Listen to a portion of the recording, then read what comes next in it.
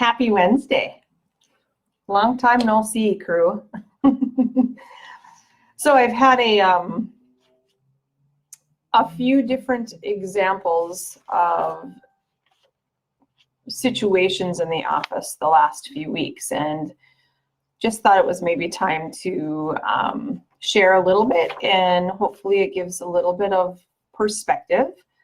Well, maybe not even perspective. Yeah, perspective on what I see compared to what someone else outside of my kind of work sees in terms of kids, what a healthy kid is.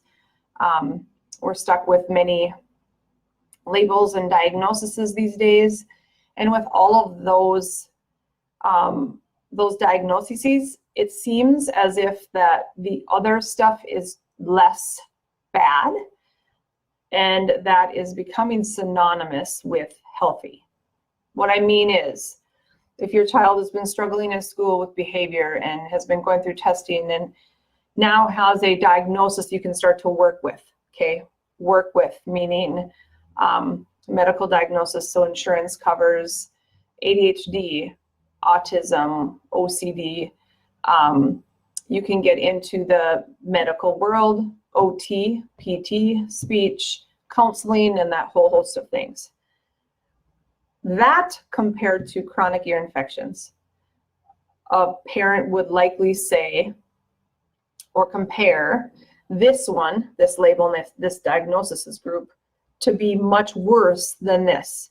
So now I have situations of parents saying, here she's, pretty healthy. And that means maybe 5 to 10 ear infections in the first year or two of life.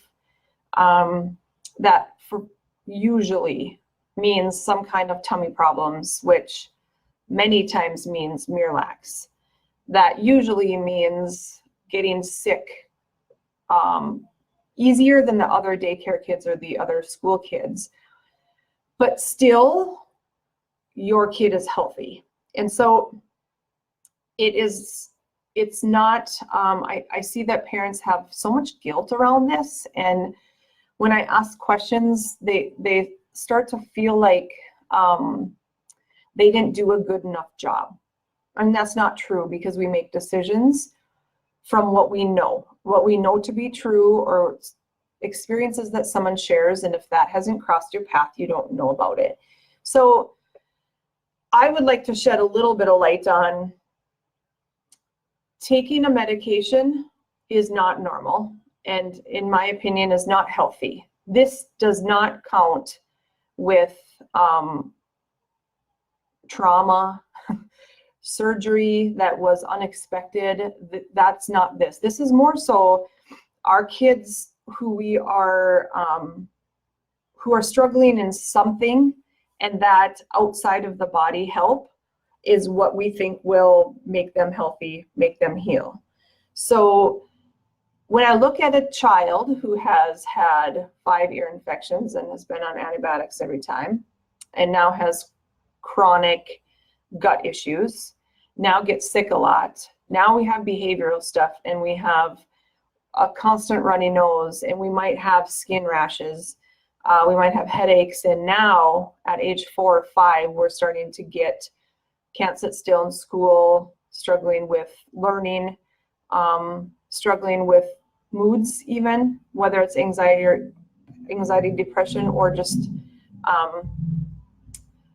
aggressiveness, or talking all the time, or all these things. And this isn't meaning to say that a personality equals health issue.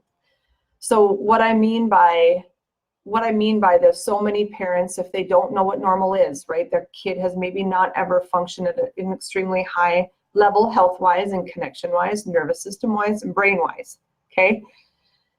They start to think that their kid's personality is this.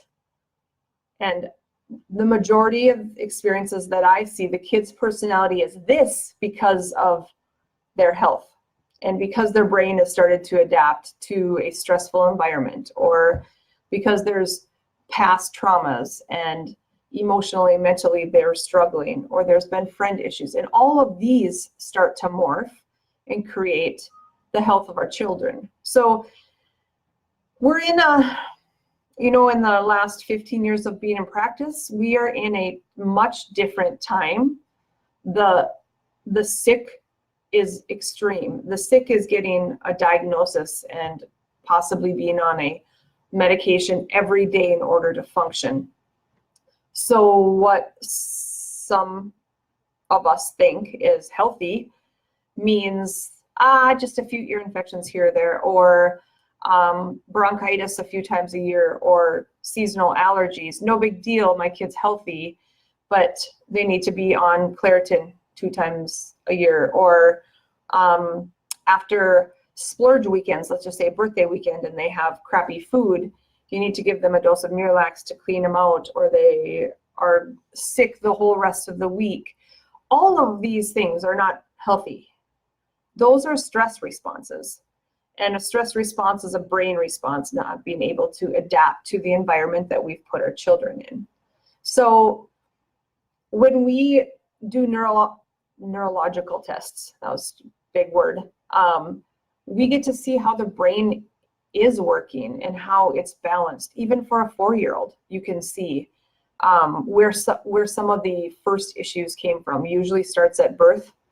On and on, though, as soon as they have their first chronic or their first infection that now becomes chronic, and it could be, if it's a preemie baby, it could be bronchitis or RSV, and then that just morphs into the same, typically, if we look at the nerve chart, the same area. So it's going to be throat, upper, which is lower neck, upper back, immune system, and respiratory system. Respiratory and cardiovascular system are controlled in the same areas. And so I'm looking at that brain to be balanced so that the body can be balanced, and so that that body can communicate fully. I strongly do not believe that we need to take things to mask something in our child and then forget that they're not healthy, that their body isn't actually working the way we want it to work, but instead this patch or this mask is taking the symptom away, likely creating other ones that we maybe aren't aware of, especially if your kid is 8, 10, 12, 16. Many times we're not aware of some of those other things that it creates. So something as simple, or what's that word? Doesn't seem that important, like an ear infection, because if you ask your friends, all of their kids had ear infections. If you ask your doctor, super common for ear infections, and this is what we all do, and this is the treatment that is required or recommended. You just start to think that that's just what normal kids have, especially if your kids go to daycare, because they're exposed to all these germs, and it is not the germs problem. Out of 10 kids at the same daycare, why do 7 always get sick and 3 don't? It's because their systems are working better than the other ones.